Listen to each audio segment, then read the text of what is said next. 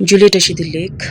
आज का जो मेरा वीडियो है वो हिंदी में होने वाला है, क्योंकि मैंने काफ़ी समय से हिंदी में कोई वीडियो नहीं बनाया है और मैं कोशिश कर रही थी कि मैं यहाँ की भाषा जो लद्दाखी है उसी में बनाऊँ और इससे मेरी और ज़्यादा लद्दाखी में प्रैक्टिस भी हो जाएगी। तो आज मैंने सोचा कि मैं अपना जो वीडियो है वो हिंदी में बनाऊँ। अभी मैं जा रही हूँ ठीक से मोनेस्ट्री के सामने से, और कहाँ के लिए जा रही हूँ और क्या करने जा रही हूँ, क्यों जा रही हूँ, ये सब मैं अभी बताऊँगी आगे वीडियो में। तो ये है ठिकसे का रास्ता, ये हाईवे है, नेशनल हाईवे। तो ये जो रोड है ये मुझे बहुत ही अच्छा लगता है, क्योंकि यहाँ देख सकते हो आप दोनों साइड में पेड़ है। और यहाँ से आगे अभी हम पहुँच गए हैं ईगू जाने का जो रास्ता है, ईगू गाँव, और वहाँ से आगे चल पड़े हैं। और ये देख सकते हैं आज का मौसम बहुत अच्छा है, बहुत ही अच्छा जिसको कहीं। अभी हम पहुँच गए हैं उपशी मार्केट से आगे। तो अब मैं आपको बताती हूँ कि मैं कहाँ जा रही हूँ। मैं आज जा रही हूँ गुरु पद्मा संभवा का एक केव है, मैंने सुना है तरचित गांव के ऊपर जा करके है, तो तरचित गांव में ही है। तो वहाँ दर्शन करने के लिए मैं जा रही हूँ, क्योंकि आज से समर वेकेशन जो है स्टार्ट हो चुका है। तो 15 डेज़ का है समर वेकेशन। अगर मैं घर हिमाचल के लिए जाती हूँ तो वहाँ पर आजकल बहुत बारिश हो रही है, लैंडस्लाइड हो रहा है। तो मुझे मेरी मम्मी ने कहा है कि आजकल ट्रैवल करना काफ़ी रिस्क है, इससे अच्छा मुझे लेह में ही बैठने के लिए कहा है। मैं आपको बताना चाहती हूँ कि आज का जो हमारा ट्रिप है वो अनप्लान्ड है, कोई प्लान नहीं था यहाँ पर आने का, लेकिन ये अचानक से बन गया प्लान। ये है तरचित का ब्रिज।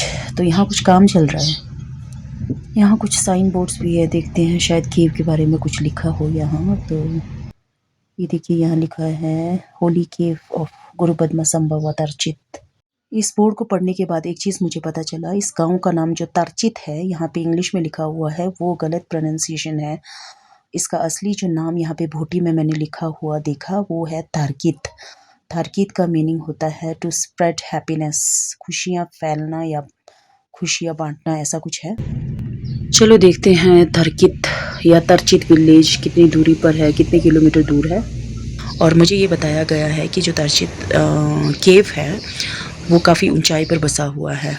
तो हमने सुबह कुछ भी ब्रेकफास्ट खाने के बाद लंच में कुछ नहीं खाया था, और हम ठीक से कुछ पैक करके लाए थे खाना वहाँ पर। अब यहाँ पर खाने के लिए एक अच्छी सी जगह मिल गई, हमने सोचा टाइम रहते खा लेते हैं, फिर लेट भी हो जाएंगे लंच करने के लिए।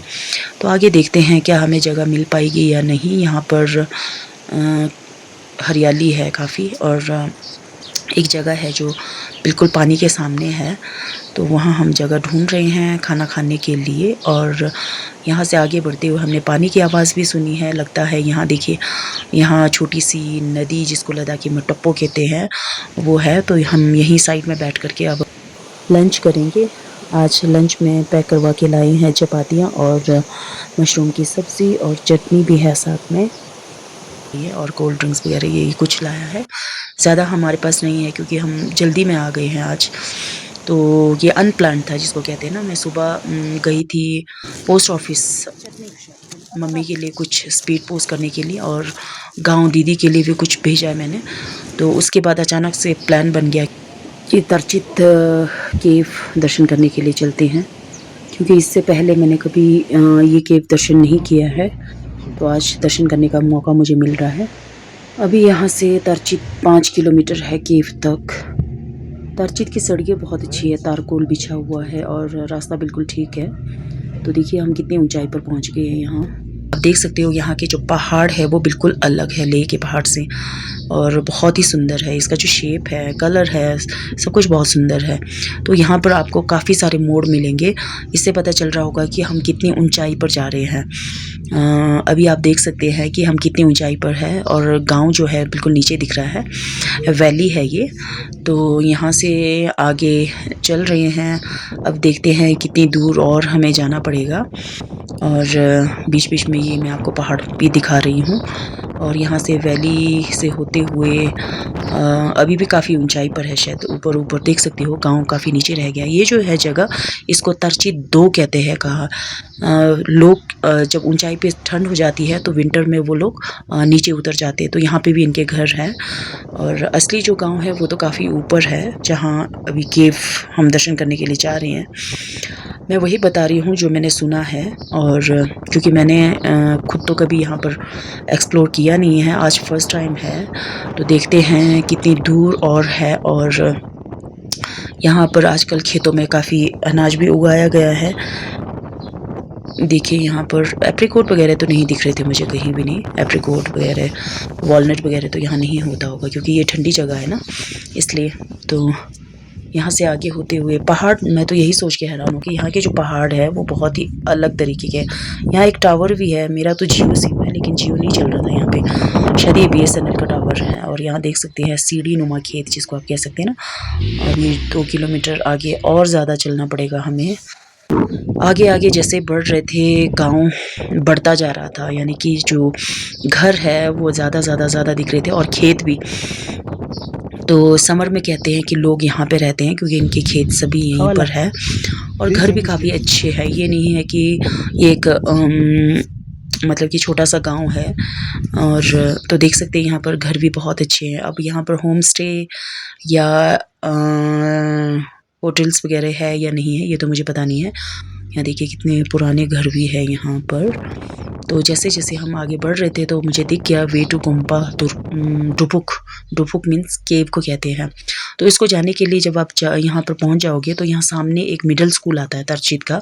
तो यहीं से छोटा सा पाथ है, कच्चा रास्ता, यहाँ से होके आपको जाना है रॉक्स के बीच में से। ये जो फ्लैग्स यहाँ पे लगाए हैं, प्रेयर फ्लैग्स, शायद लग रहा है कि यहीं कहीं है, क्योंकि यहाँ बताने के लिए कोई थे नहीं तो हम बस चल पड़े।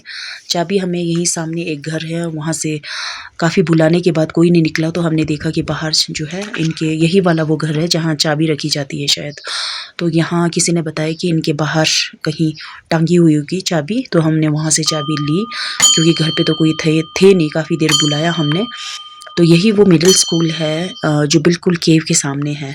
जाने का रास्ता यहीं से है। यहाँ से मिडिल स्कूल के गेट की तरफ को नहीं जाना, अपने इस तरफ को टर्न लेना है, और यहाँ से होते हुए देखिए अब हम जा रहे हैं केव की तरफ।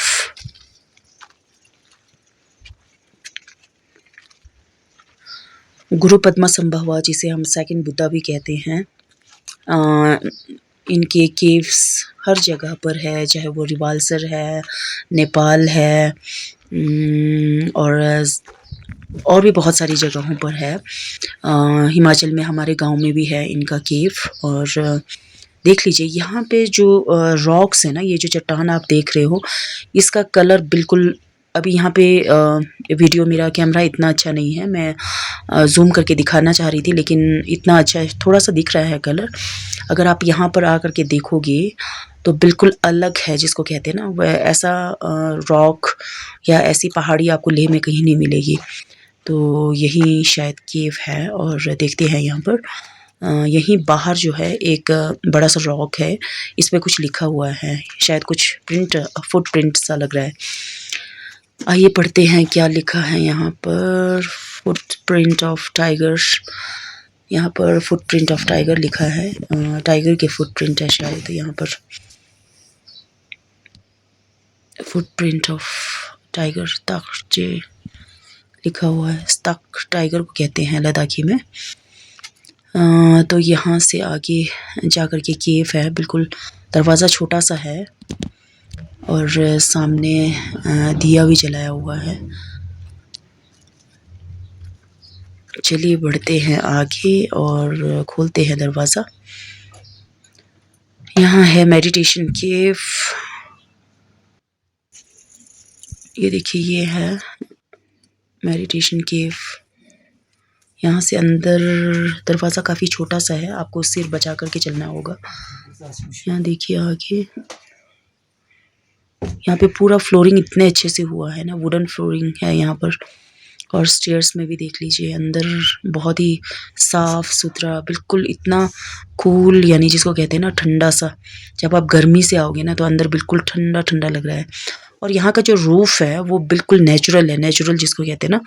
कहीं पर भी इसमें सीमेंट, रूफ़ की बात कर रही हूँ मैं, नीचे तो कहीं कहीं सीमेंट यूज़ किया है, लेकिन रूफ़ जितना भी है वो पूरा रॉक का ही है, वो पत्थर का ही है। तो यहाँ पे देखिए स्टेयर्स पे भी पूरी लकड़ी, वो वुडन फ्लोरिंग की हुई है। और यहाँ अंदर देखिए ये प्रेयर हॉल लग रहा है। आगे यहाँ लाइट की फैसिलिटी भी है अंदर। अच्छा है कि नहीं तो आपको पता है कि केव्स ज़्यादातर डार्क होते हैं। तो यहाँ देखिए कितनी छोटी सी खिड़की है, आप देख सकते हैं यहाँ पे मीटर भी लगा हुआ है। और मतलब कि यहाँ पे अगर आप पूजा करना चाहते हैं तो यही कोई 15-20 लोग आराम से आ सकते हैं, इतना स्पेस है अंदर। तो यहाँ मीला रेबा और गुरु पद्मा की मूर्ति है अंदर। लाइट बीच बीच में जो है ना ब्लिंक कर रही थी, पता नहीं इसका वोल्टेज कम या ज़्यादा हो रहा होगा। बार बार जो है कभी बुझ रही थी, कभी जल रही थी लाइट। गुरु पद्मा और मीला रेवा की यहाँ पर मूर्ति है इसके अंदर। तो यहाँ देखिए कितनी छोटी सी खिड़की है। मैंने इस खिड़की से झांक के देखा तो यहाँ बाहर छोटा सा गार्डन भी था, लेकिन मैंने खिड़की को खोला नहीं है, क्योंकि जब हम कहीं पर आते हैं तो सारी चीज़ों को हाथ लगा कर खोल करके देखना है, ये ठीक नहीं सोचा मैंने। तो फिर इसलिए मैंने खिड़की खोल के नहीं देखा, गार्डन था छोटा सा। तो अंदर देखिए केव जो है बिल्कुल पीस, यहाँ पे मेडिटेशन के लिए बिल्कुल सही जगह है। और यहाँ देखिए अब यहाँ लाइट चली गई है तो बिल्कुल अंधेरा अंधेरा है। यहाँ साइड में जो है यहाँ हमारे ग्रंथ रखे हुए हैं। ऊपर जो रूफ का जो शेप है वहाँ पे अलग अलग प्रिंट्स है, पता नहीं क्या है। अब मैं बता नहीं सकती हूँ क्या क्या चीज़ें हैं यहाँ पर, किस किस के फुट प्रिंट्स है और क्या क्या प्रिंट्स है यहाँ पर, वो बताने वाले कोई यहाँ पे थे नहीं। अगर कोई बताते, हमें एक्सप्लेन करते तो बहुत ही अच्छा रहता। यहाँ पर चलते वक्त आपको बीच में जो है रूफ़ काफ़ी नीचे है, जिसकी वजह से मेरा तो 2-3 बार सिर बच चुका था। कोशिश कर रही थी कि मैं अपने सिर को बचाऊं, लेकिन फिर भी अपना सिर बजा ही चुकी हूँ यहाँ पर। कभी समय लगे तो आप लोग भी आइए यहाँ पर। ये तरचित विलेज का केव है गुरु पद्मा का।